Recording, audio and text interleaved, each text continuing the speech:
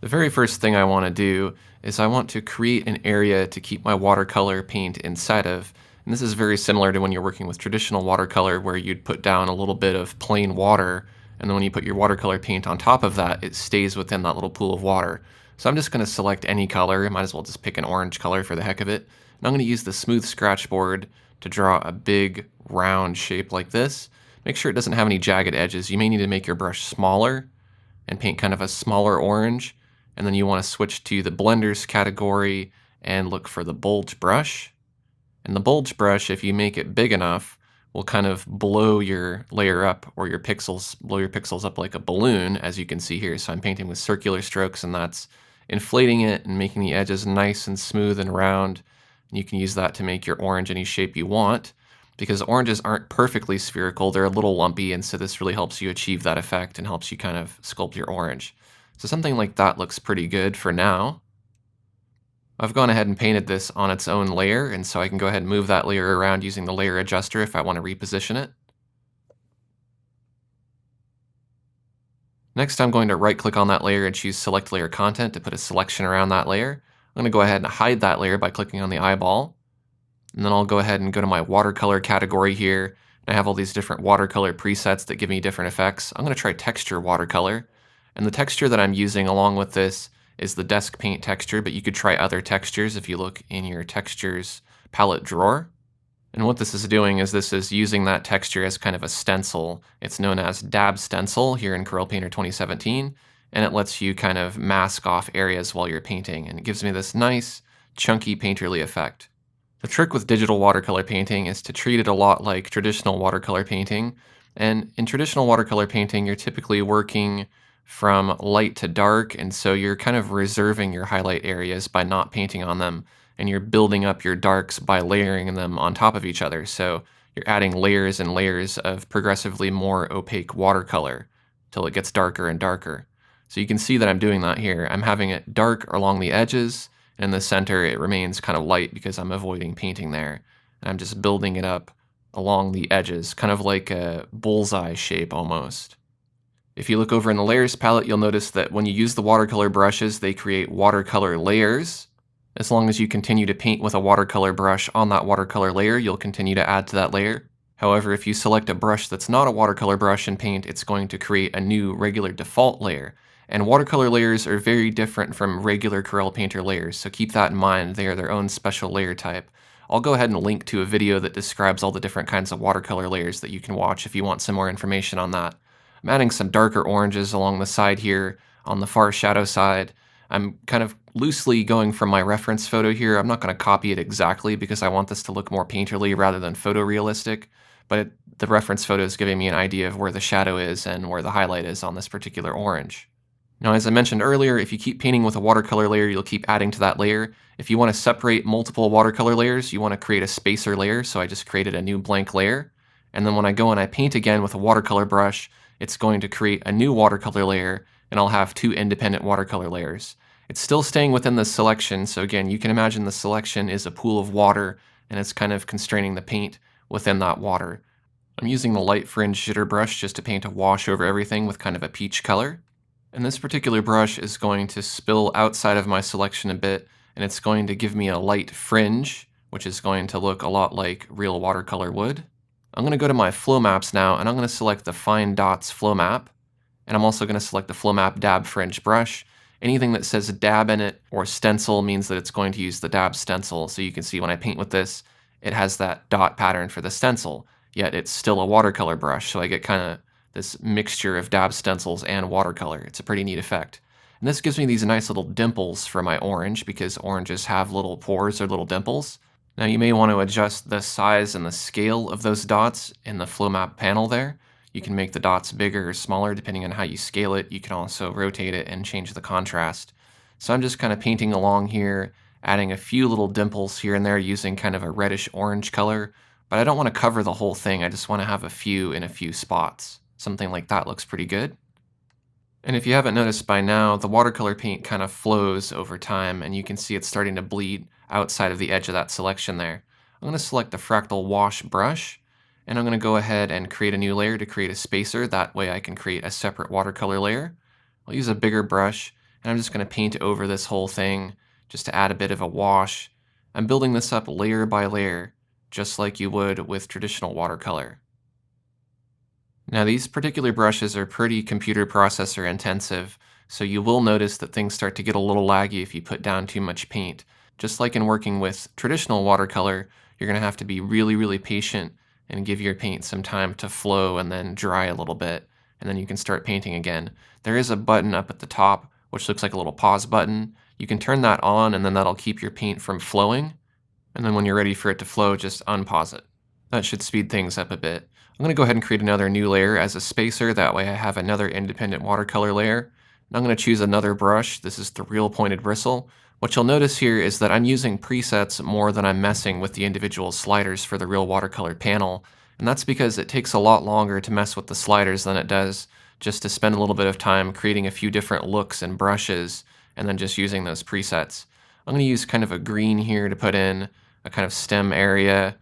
I'm going to try this the first time here, but I'm going to end up not liking it and do some undos and try again. So this is me trying it, and then this is me not liking it and undoing it. So I'm going to go back and try again. I think it's a bit too wide and it needs to be a little more squashed because it's going to be at the top of the orange, so you're going to be looking at it kind of flattened. You're not going to be looking at it straight on, and sometimes you and I and a lot of other people probably have the habit of trying to draw things straight on when they're actually not being viewed straight on in your reference image. So I need to make it a little bit shorter. I'm going to put in something like this for now, but you're going to see later on I'm probably going to tweak it a little bit more and squash it more, so this is kind of temporary. I'm going to go through and delete these spacer layers now because I want to take these watercolor layers and fuse them together into a single layer. First, I'll need to go ahead and right-click on each of those watercolor layers to convert them to default layers. Now these are no longer editable as watercolor layers, but you can treat them as a regular layer. I'm going to hold Shift and select all the watercolor layers and then collapse them. That allows me to work with just a single layer now, which is a composite of all those layers together. Now I'm going to select the Dab Chalk Eraser, and that's just an eraser that uses the dab stencil. I'm going to choose Clouds, and I'm going to paint a little bit here on the stem, and you can kind of see what it does. It creates a stencil. I'm going to make my brush much smaller, and I'm just going to paint in a little bit of a highlight, or erase rather. What I'm doing is erasing the paint, and that gives me a little bit of a highlight there. Eventually I'm going to go through and maybe tint over that using a little bit of green, but for now I'm just kind of removing some of the paint, if you will. And remember that your highlight is on the left side, so that's where the highlight on the stem is going to be as well. Now I want to go back to the flow maps, and I want to choose that dots pattern again, and I'm going to use that along with this same Dab Chalk Eraser to create some little pores and dimple highlights. I'm going to use bigger dots near the main highlight on the orange, and as I start to move away from that, I'm going to make my dot size smaller by reducing the scale. What that's going to do is that's going to give the illusion of the pores themselves getting smaller, because if you think about this, this is a spherical object, and so the side of the sphere that's closest to us is going to have the biggest dots because they're nearer, whereas the sides that are curving away, like the very outer edges, the dots are going to be smaller because they're kind of getting compressed together for one, and they're moving away from us in visual space. So what this is going to do is this is going to make this look more spherical and more three-dimensional and more realistic, as opposed to if you just did the dots all the same size, it would just kind of look like a flat circle rather than a spherical orange. There's also a button to invert the flow map, so if you wanted to make little holes rather than bumps, you can do that. And I'm kind of seeing that in my reference photo here, and I'm trying to emulate that with this effect. However, it's not working exactly like I want it to, so I'm painting a few strokes, seeing that it isn't the way I want it, and I'm undoing that. I'm going to come back to that later and figure out a different way to do it, so for now I'm going to kind of skip that. I'm going to add a few more bigger dots right near the main highlight there, and I'll just make it kind of subtle. You can use light pressure to put it in lightly. If you press down too heavy, it comes in too thick, so watch out for that. I'm going to go ahead and drop all now to flatten all of my layers down to a single layer. And then I can start blending a little bit here using the oily blender. The oily blender gives you this kind of oily watery effect. It also works with the flow map texture as long as you have dab stencil enabled. And so I've gone ahead and selected clouds because I feel like that works pretty well. And I'm going to paint right along the edges to kind of break up the edges to make it look like flowing water.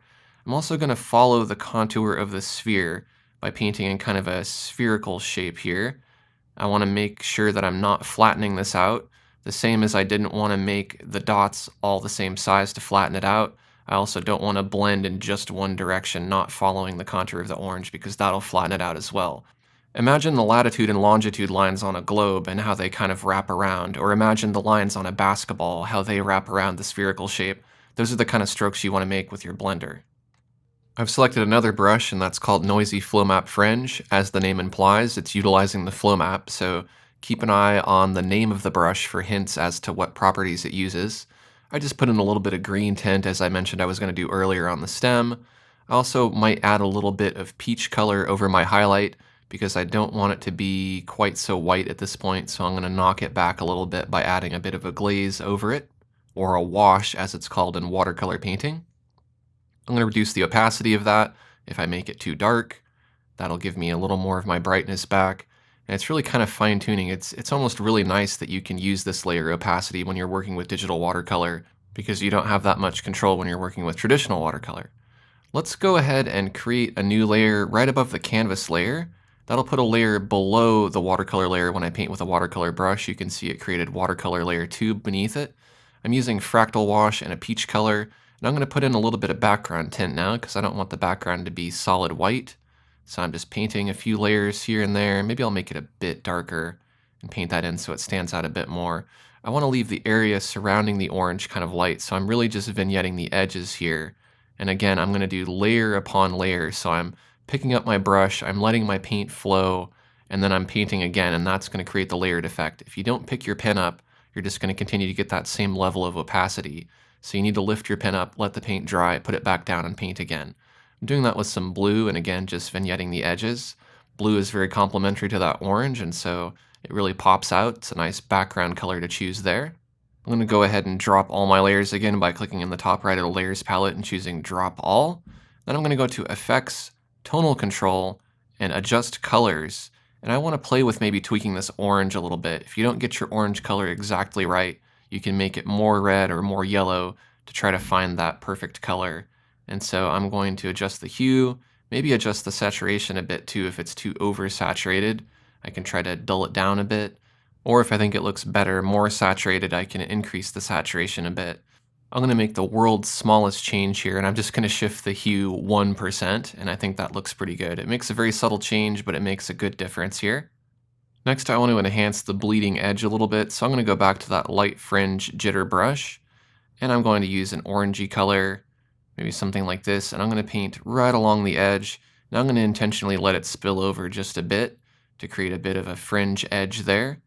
I want to make sure that I reserve my highlight area and that I don't paint on that, but I'll go ahead and fill in the rest of the orange there. I'll give the paint time to settle and dry, and you can see it creates that nice fringe edge there. You can go ahead and reduce the opacity of that layer if you want, just to make it a little more subtle, because I don't want it to be too strong there. Now it's starting to look like watercolor paint.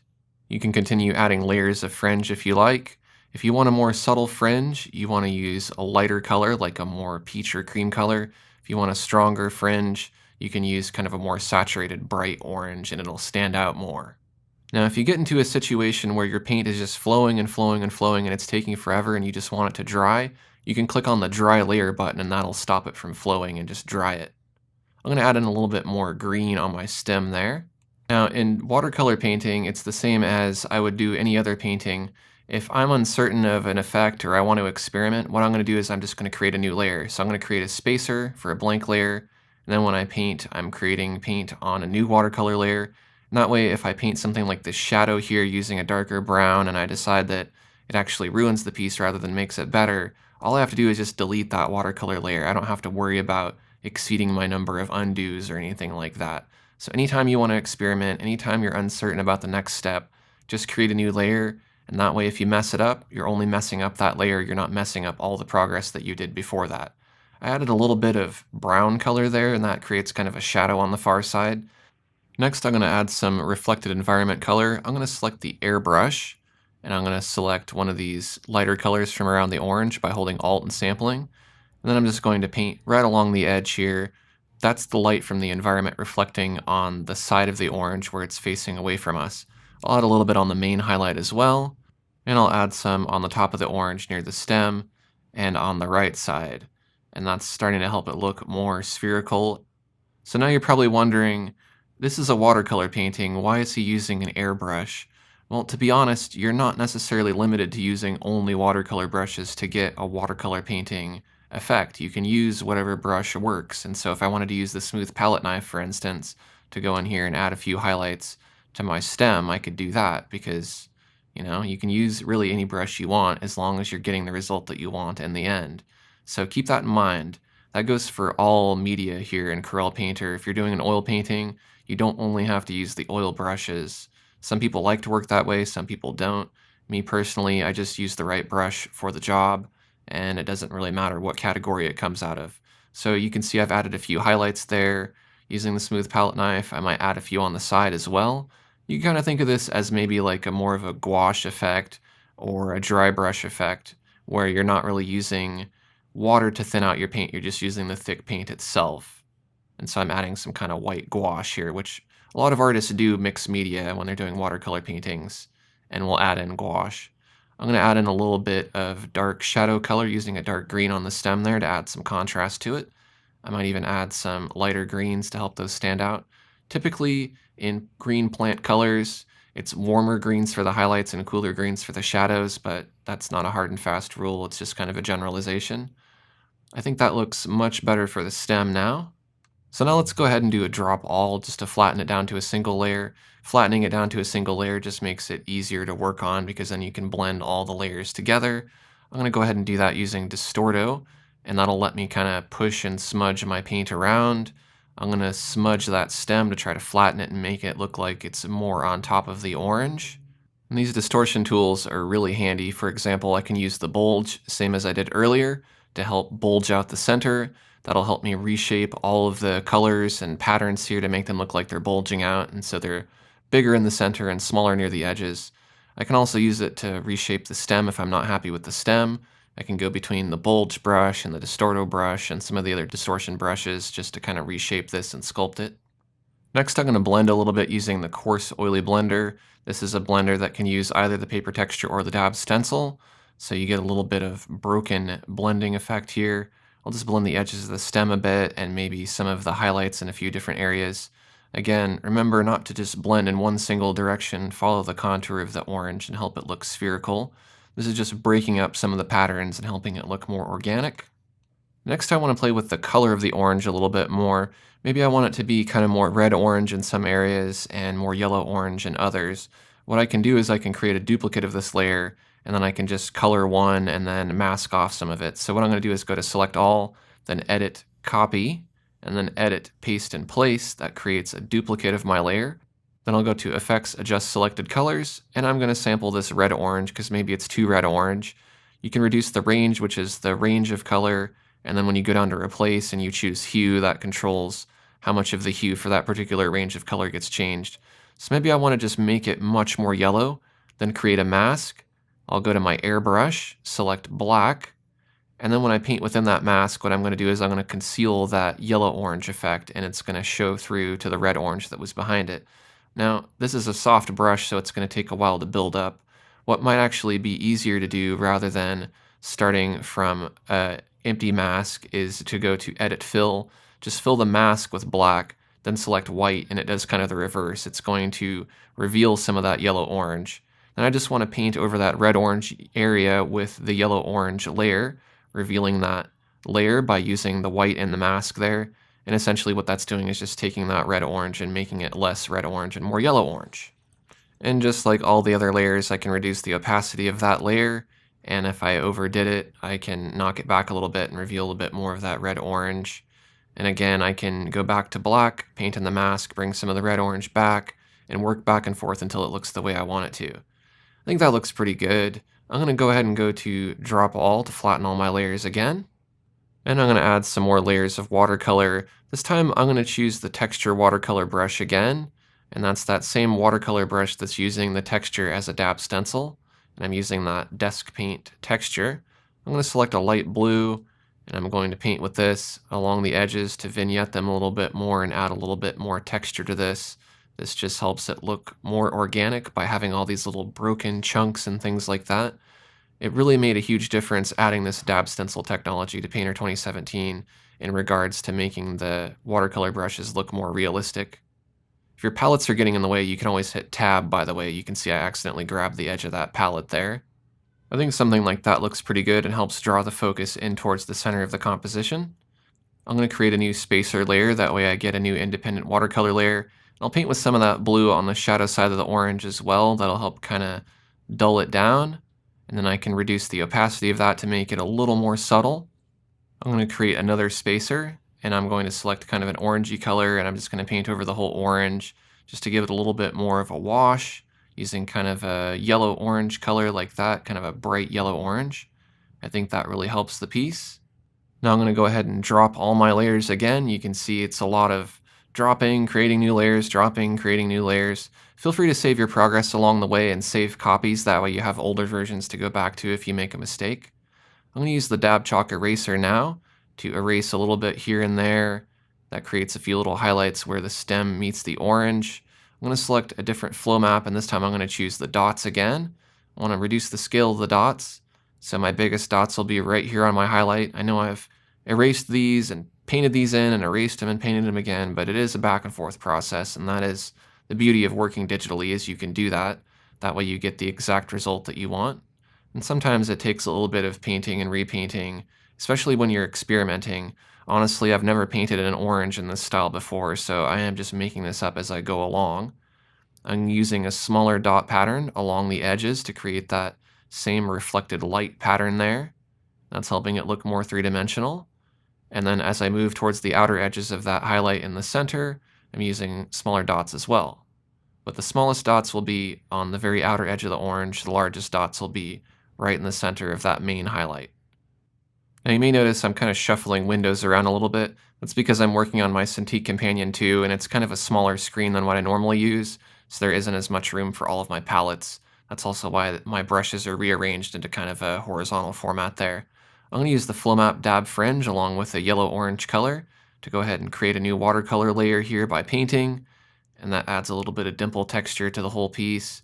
I'm not going to worry about changing the size of the dots for this particular application because it doesn't really matter. It's all going to kind of fade together a little bit, and there aren't going to be distinct dots once all the water runs. I'm also going to reduce the opacity of that layer to make a more subtle blend. I might add a little bit more paint first before I do that though. I'm going to go ahead and drop all again, and then I'm going to return to my Dab Chalk eraser, and I'm going to do a little bit more erasing using that same dot pattern, because again, I've covered up my little pattern here. I want to bring it back. This is really me not being able to decide whether or not I want the highlight to be white or whether I want it to be kind of an off-white. And what's happening is each time I glaze over it, I keep overdoing it, and that covers it up, and then I keep looking and going, oh wait, I can't see my highlight, I need to bring it back. So I know you've seen me paint this and repaint it probably like 10 times now, but that is kind of the stuff that I normally cut out of my videos.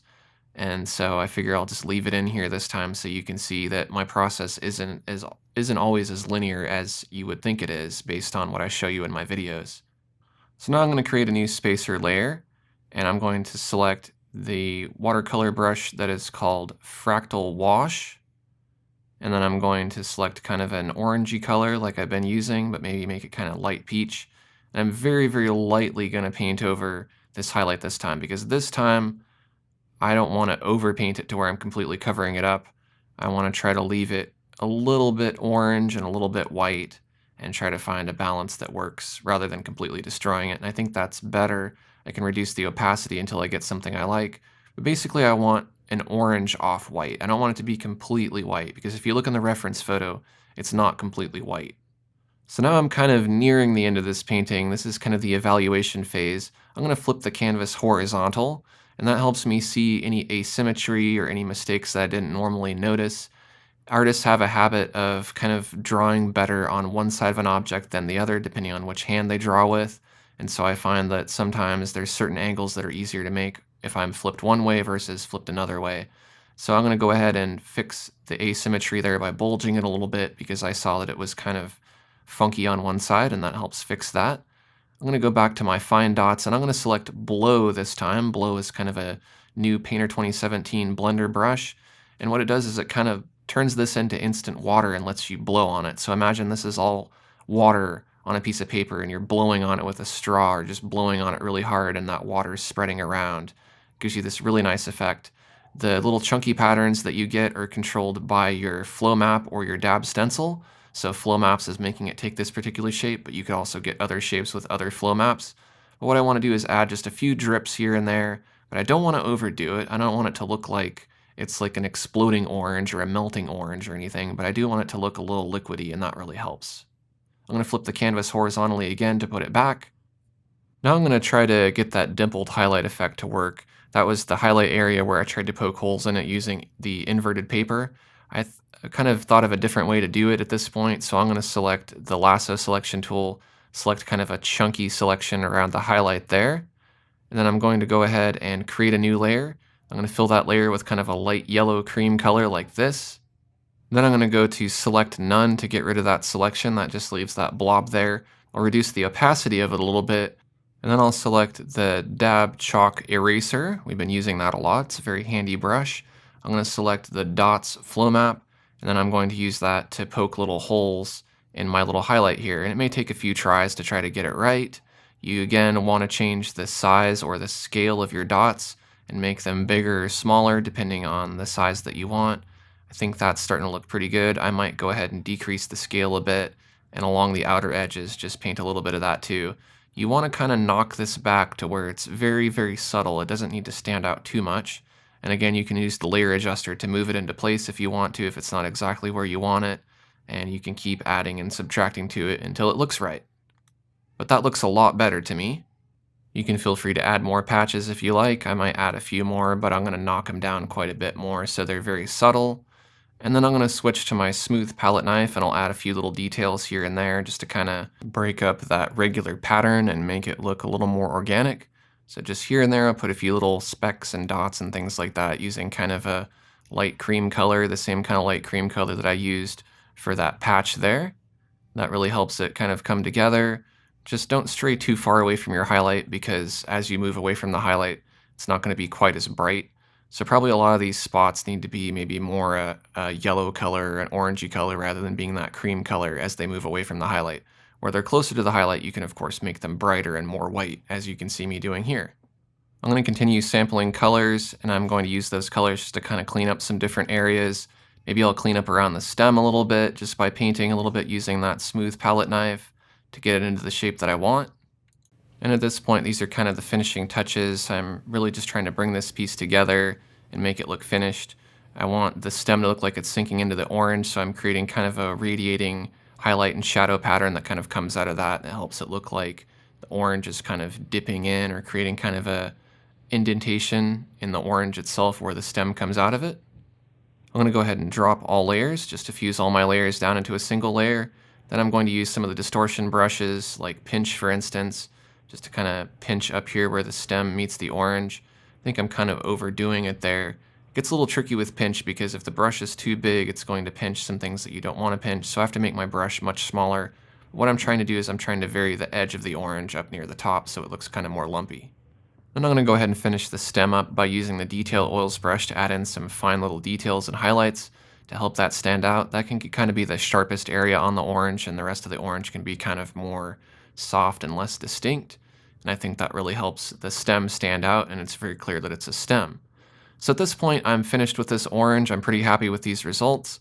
I hope you learned a lot about watercolor painting, and I hope that you're taking home the notion that you don't have to use just watercolor brushes to create a watercolor style painting. You can use whatever brush works best for that particular task, and a lot of the time, it's brushes that aren't watercolor brushes that do the trick. So feel free to experiment until you find something that you like. Thanks to all of my patrons who support my channel on patreon.com/AaronRutten for making videos like this possible. I'll see you next time.